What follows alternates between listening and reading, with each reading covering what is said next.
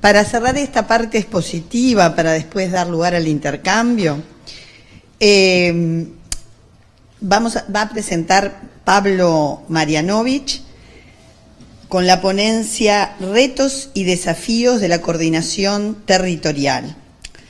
Pablo es licenciado en Sociología, magíster en Infancia y Políticas Públicas. Actualmente realiza el doctorado en Sociología en la UDELAR, integra el grupo de investigación Políticas Educativas, Profesionalización Docente e Inclusión en el marco del Departamento de Ciencia Política de la Facultad de Ciencias Sociales de la UDELAR. Adelante, Pablo. Hola. Bueno, buenos días para todos y todas. La verdad, primero agradecer la posibilidad de estar hoy acompañándolos en este momento tan especial, estos 21 años de Casalunas.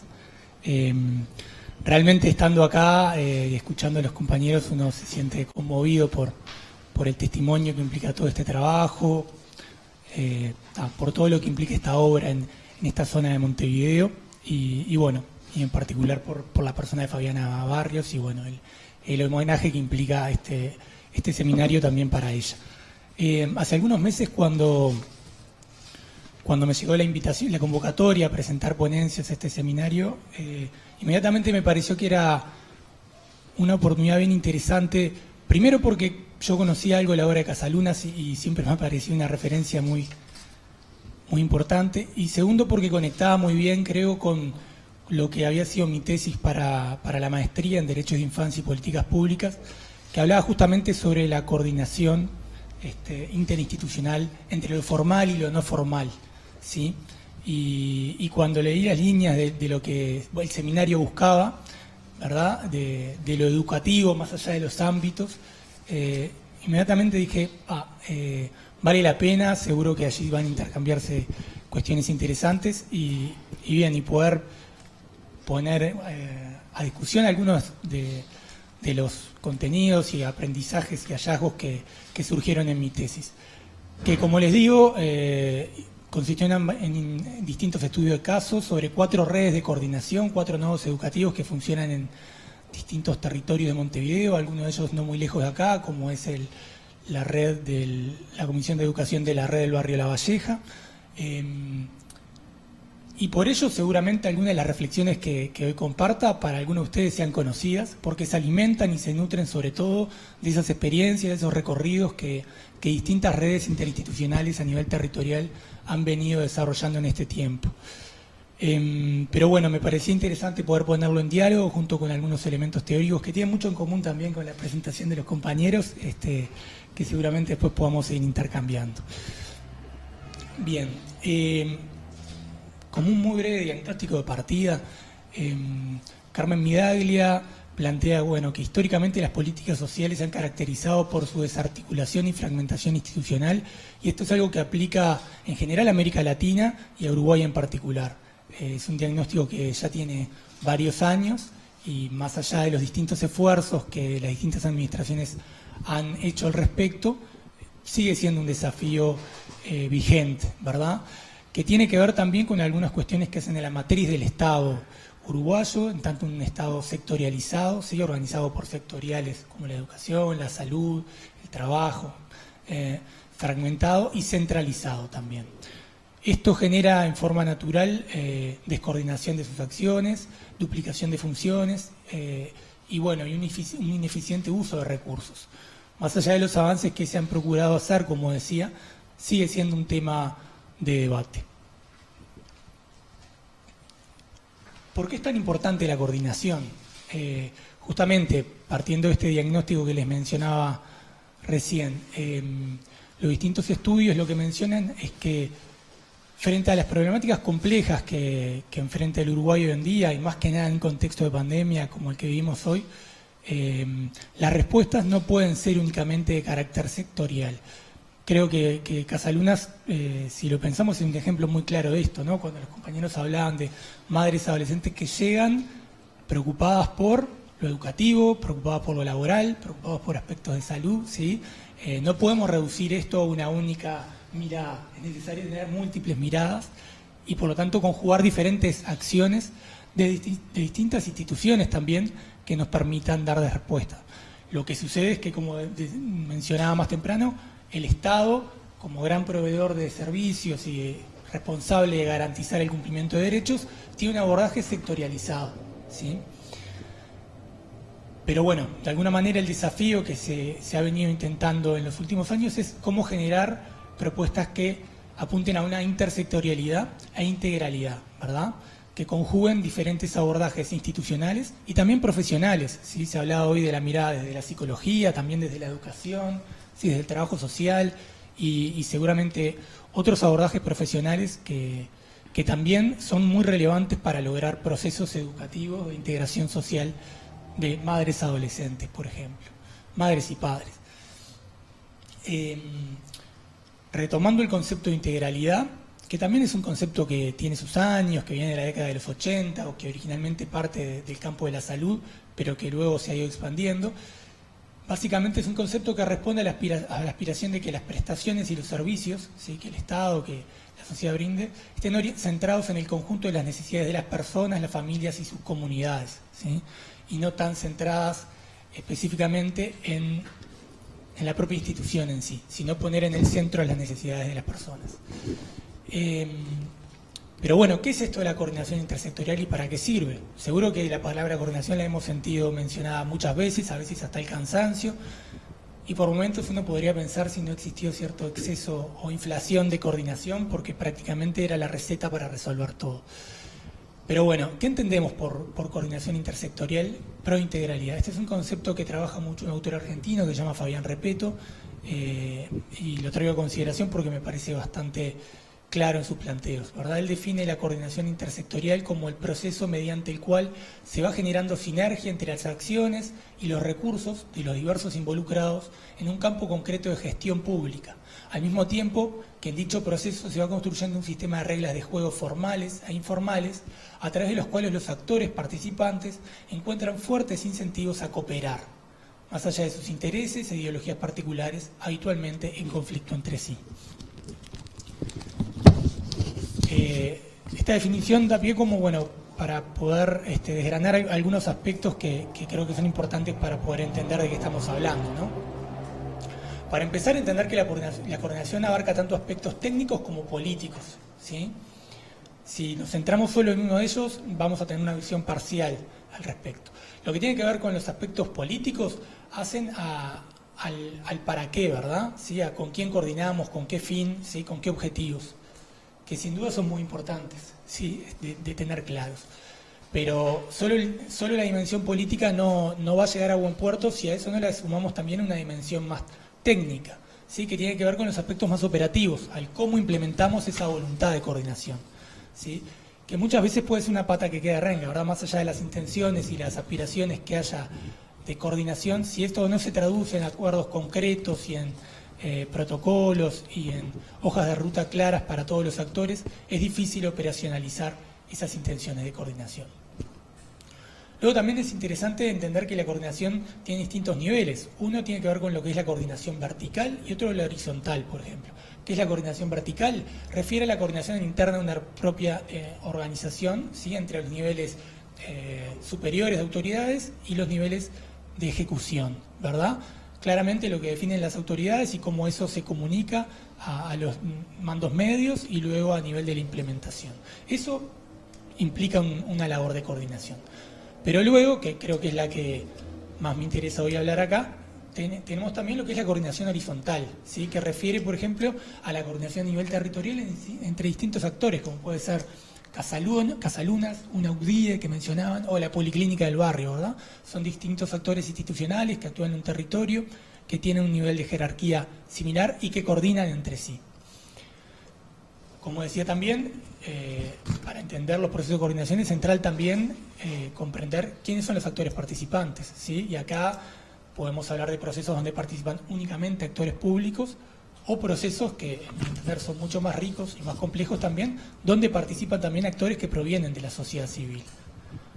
Después también tenemos actores con distintas jerarquías, ¿sí? La capacidad que tengamos de convocar, de atraer a estos distintos actores a los espacios de coordinación va a tener mucho que ver también luego con los procesos y las acciones que se puedan generar.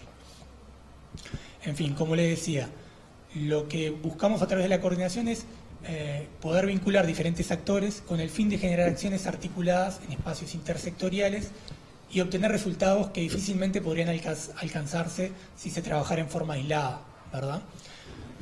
Seguramente esto no es nada nuevo y ustedes que en el día a día esto lo tienen muy claro, que bueno, como dice el dicho, la unión hace la fuerza, y para buscar dar respuesta a las situaciones que los chiquilinas nos plantean día a día, la capacidad de respuesta claramente trasciende lo que una única institución puede hacer y es necesario generar estas alianzas, estos procesos de coordinación. Bueno, pero si estamos todos de acuerdo en que es importante, en la bibliografía hay ríos de tinta escrito, a nivel político se ha dicho muchísimas veces, pero bueno, ¿por qué pasan los años y nos cuesta tanto coordinar, verdad? Bueno, como decía más temprano, esto tiene que ver mismo con aspectos más estructurales, con la matriz de la institucionalidad estatal, que tiende a reproducir abordajes sectoriales respecto a los problemas sociales, y esto se reproduce también a nivel territorial. Luego, que también tenemos políticas muy enraizadas, con intereses creados, y de alguna manera coordinar implica compartir y ceder parte de mi cuota de poder con otros. Y bueno, esos son aspectos que no siempre los actores están dispuestos a poner en juego, sobre todo si los incentivos no son claramente percibidos para los actores, ¿verdad? Luego también, bueno, como en todas partes, desconfianzas, ¿sí?, que se van generando a lo largo del tiempo, muchas veces minan los esfuerzos por coordinar. Podemos hablar también, algunos autores como Kuhnel-Grau hablan de resistencias institucionales y resistencias de carácter político, ¿no? Lo que tiene que ver con las resistencias de tipo institucional, podemos hablar de estas reglas de juego más generales que fijan restricciones a las acciones intersectoriales, como puede ser en el ámbito público la elaboración de un presupuesto quinquenal en bases sectoriales, ¿sí? Y lo que tiene que ver con las resistencias de carácter político tiene más que ver con los desbalances de poder entre los distintos actores y las relaciones de afinidad política, partidaria y demás.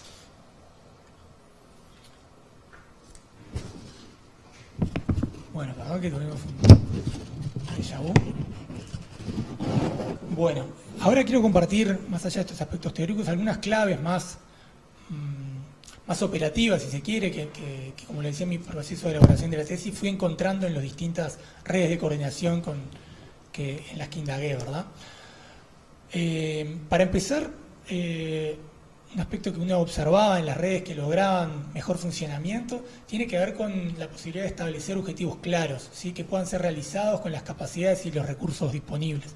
Esto puede sonar de perogrullo, pero bueno, a veces uno veía que con exceso de entusiasmo se elaboraban planificaciones que, si uno las miraba fríamente, poco tenían que ver con las capacidades reales y los recursos que los actores que estaban allí participando podían tener, lo cual luego generaba, a su vez, frustración y luego falta de participación de los actores en estos ámbitos, ¿verdad?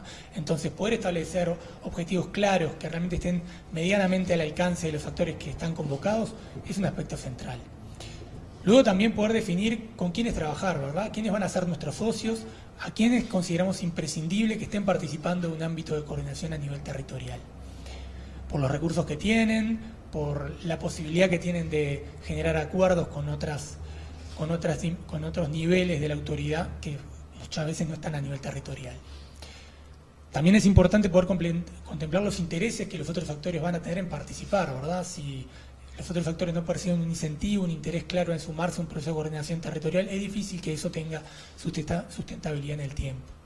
Asimismo, poder definir y aclarar qué es lo que va a aportar cada uno en la medida de sus posibilidades, pero sí tratar de establecer compromisos claros en cuanto a tiempo, recursos, que cada uno de los actores que participe, sea el liceo, sea la escuela, sea el CAIF o la policlínica, qué es lo que cada uno de ellos puede brindar. Luego, englobando estos aspectos, también poder diseñar una estrategia que establezca cómo vamos a promover la coordinación, ¿verdad? Y para eso tenemos que entender que los procesos de coordinación no se dan en forma natural, hay que promoverlos, hay que buscarlos, implica mucho trabajo. Pero bueno, partir a priori entendiendo que es necesario definir una estrategia, en las redes que contacté se veía claramente que eso daba resultados positivos. Y por último también acordar los productos de esta iniciativa, ¿no? lo que sucede a veces, un riesgo, es que cuando estas redes de coordinación se empiezan a reunir, pero luego no se llegan a productos concretos, eso genera también frustración, desánimo, y verdad, y se van desinflando, ¿sí? La convocatoria y la participación comienza a disminuir, y eso atenta contra los propios objetivos de estos espacios de coordinación. A modo de cierre, creo que voy bastante bien de tiempo. Bueno, como les mencionaba, la coordinación no es un fenómeno natural que surja en forma espontánea. Naturalmente, la lógica institucional hace que cada institución trabaje en pos de sus objetivos, ¿sí?